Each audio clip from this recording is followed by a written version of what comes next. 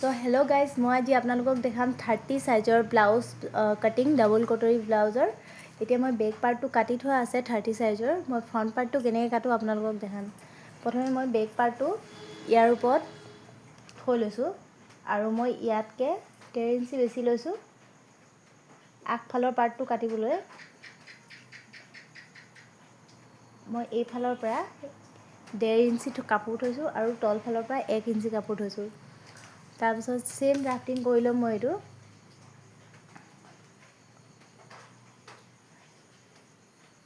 শ্ব'ল্ডাৰটোৰ আৰু আৰ্ম হোলৰ শ্বেপটো আপুনি বহাই ল'ব।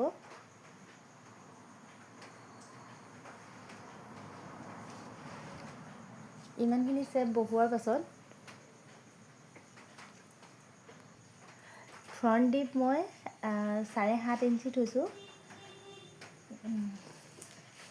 আৰু তাৰ কাৰণে মই এটা আঁচ পাৰি লৈছোঁ। এইটো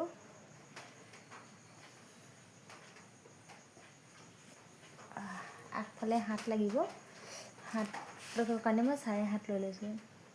আৰু মই এই স্কেল পাতৰ সহায়তে মই সকলো ডিজাইনবোৰ বনাই থাকোঁ। আপোনালোকেও এনেকুৱা এটা স্কেল লৈ ল'ব। আৰু যিহেতু আমাৰ এইটো বেক পাৰ্টৰ কাটিঙৰ আমি শ্বেপটো বহুৱাইছিলোঁ আৰু এইটো আগফালৰ এইটো ফ্ৰণ্ট পাৰ্ট হ'ব। আৰু ফ্ৰণ্ট পাৰ্টৰ যিহেতু আৰ্ম হোলটো আমি অলপ ভিতৰকৈ কাটিব লাগে, তাৰ কাৰণে আমি 0.5 ইঞ্চি ভিতৰৰ ফালৰ পৰা আঁচ এডাল পাৰি এই বস্তুটো অলপ এনেকৈ মিলাব লাগে।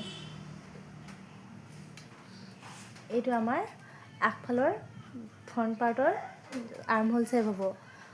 আৰু এতিয়া মই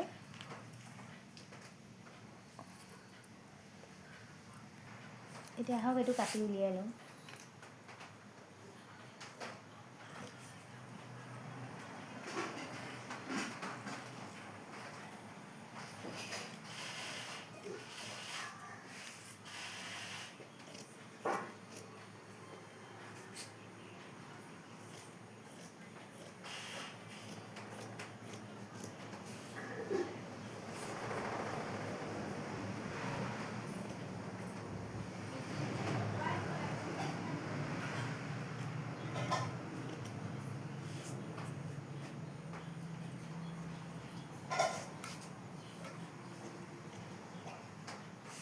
এইটো আমাৰ বেল্ট পাৰ্টটো হৈ গ'ল।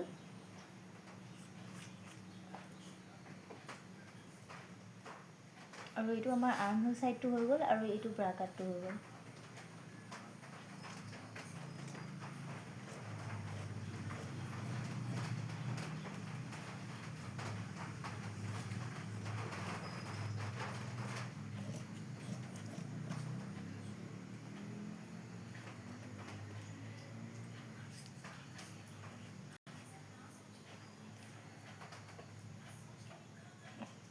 এতিয়া এইকেইটা পাৰ্ট হৈ গ'ল।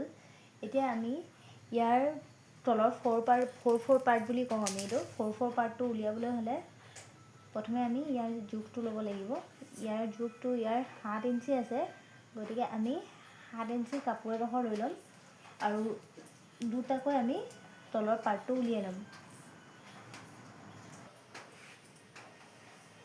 এতিয়া আমি ইয়াৰ তলৰ পাৰ্টটো উলিয়াবলৈ হ'লে আমি 7 ইঞ্চি, যিহেতু এইটো 7 ইঞ্চি হয় আৰু আমি 7 ইঞ্চি কাপোৰ এডোখৰ লৈ ল'লোঁ।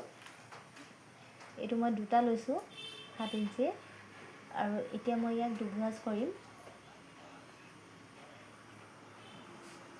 দুভাঁজ কৰি প্ৰথমে 3 ইঞ্চিত দাগ এটা দি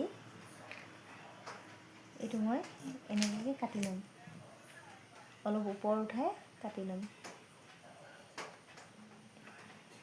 এতিয়া এফালে 3 ইঞ্চি হৈছে আৰু মই আনফালে 2 ইঞ্চি থৈ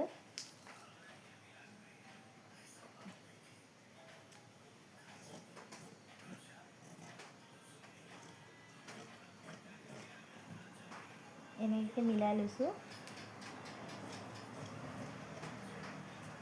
এইটো অলপ নিজৰ ফালৰ পৰা মিলাবলগীয়া হয়।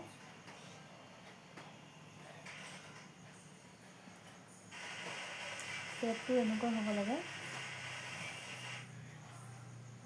এতিয়া ইয়াৰ এটা পাৰ্ট, ইয়াৰ এটা পাৰ্ট এই সৰু পাৰ্টকেইটা ইয়াৰ তলত হ'ব আৰু ডাঙৰ পাৰ্টকেইটা যিকেইটা ডাঙৰ পাৰ্ট আছে এই চাইডে চাইডে হ'ব।